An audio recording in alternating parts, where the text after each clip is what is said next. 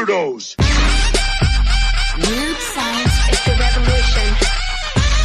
Weird science is the revolution. Hello, everybody, and welcome back to the Weird Science Comics YouTube channel, where I'm going to be going through yet another dark web tie-in. Oh, my lot in life. Dark Web Miss Marvel number 2. And boy, it is a big number 2 indeed. I want to repeat, though, a couple things I said at the beginning of my review for the first issue of Dark Web Miss Marvel. First, I am a Miss Marvel fan. Second, a lot of writers straight up stink at writing her. After these 2 issues, I think that Sabir Perzada really fits into that their mold. Am I being harsh? Yes. Am I being too harsh?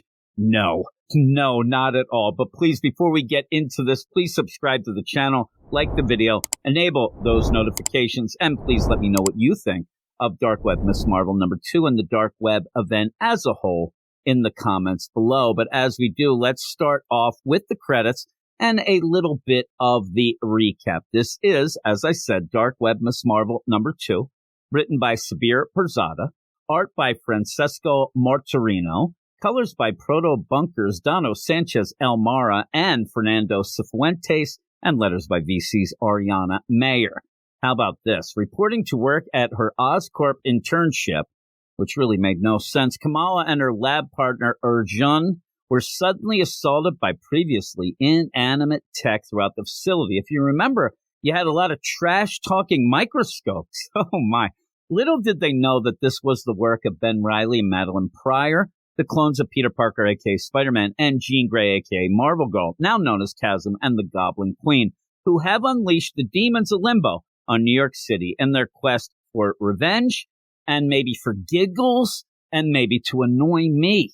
All of them. After escaping the lab, Miss Marvel confronted Chasm, but he recited an ancient incantation that teleported her directly to Limbo itself. And so what are we going to get here? Well, I told you that this Dark Web event sucks, right? Did I tell you that? Well, I'm going to tell you it again. It sucks. Well, also, let me save you some money here and tell you straight up, there's no reason to buy this issue. Review over. But really, not over, because there's still some shade to be thrown. Now, you can take the money that you save in not buying this issue, maybe to, subscribe to some Patreon, like patreon.com/weirdscience. I don't know. Or you can get a fancy coffee. You can get one of those coffees with Chino at the end. And if this book was a fancy coffee, it certainly would be a crappuccino indeed. So what is going to go on in this issue? Because I'm going to tell you what's going to go on. So then you really will realize that you don't have to buy it or should stay clear. Wide berth. And here's what happens. The issue opens with the inventor, the clone of Thomas Edison mixed with a cockatiel, confronting his creator, Gregory Knox. Now, these are legit characters. These are characters that were in the first big run of Miss Marvel. The problem is, does Perzada realize these characters have been MIA for over 7 years? Because there's no attempt at all to explain much of anything that's going on to the readers here and what's going on between these 2 characters. Now, some Miss Marvel fans will know. I recognize the characters, but even I said, oh man, what are those guys? It took me a bit. But the thing is, this is an event book.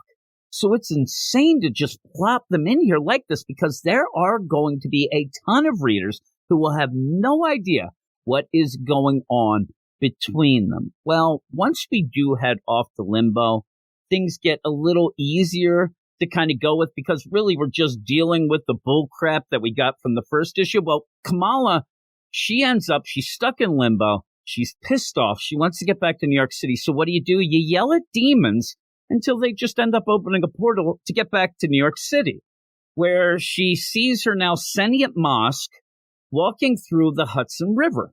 All right, so I want to give props, though, a bit of props to Perzada for not trying to put jokes on every page, like some writer whose name rhymes with Web Zells, but I'm not so sure.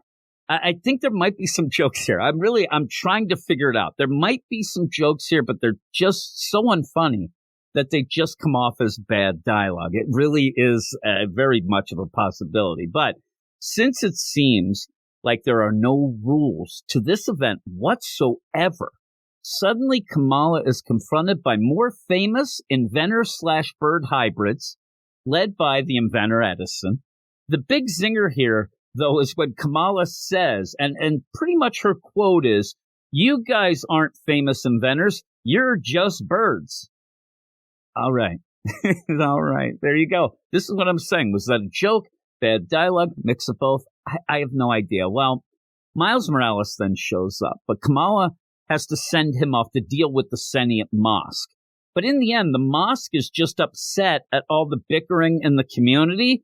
So when everybody promises that they'll get along better, the mosque kind of calms down and everything's fine, I guess. It seems weird, but that's how it kind of goes.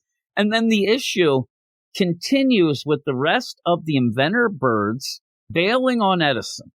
Kamala then gets zapped by Edison Bird, which changes her costume into Captain Marvel's costume because, quote, her subconscious desires that. Then she turns into a worm that gets eaten by Edison, but then Bruno shows up to zap Edison Bird because he's mostly robot.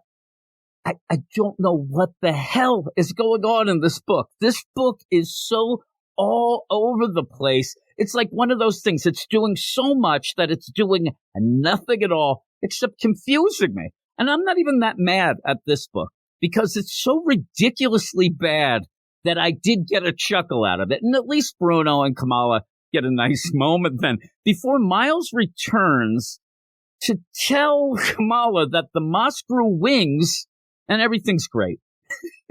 Oh, it's so ridiculous. Also, Miles, who really did nothing, tells Kamala that he did nothing while thinking, what would Miss Marvel do? And I really think that's just straight up shade there. The end. It just ends. That's it. And I mean, the end. And I was never so excited to see the end in anything quite like this. But I'll give Perzada some credit here. They came up with their own unique way to fail. Instead of over-the-top jokes, this is just a poorly written issue that does nothing at all for the event, does nothing at all for Miss Marvel, does nothing at all for anybody, and it should just be avoided. The art is good enough, but it can't save this train wreck of an issue or train wreck of 2 issues. That's why I'm giving this one a 3.5 out of 10 and getting the hell out of here. But thanks, everybody. Please subscribe to the channel. Like the video, enable the notifications, let me know what you thought of this dark web, Miss Marvel #2, in the comments below. But I will talk to you all later. You are all weirdos. Weird science is the revolution. Weird science is the revolution.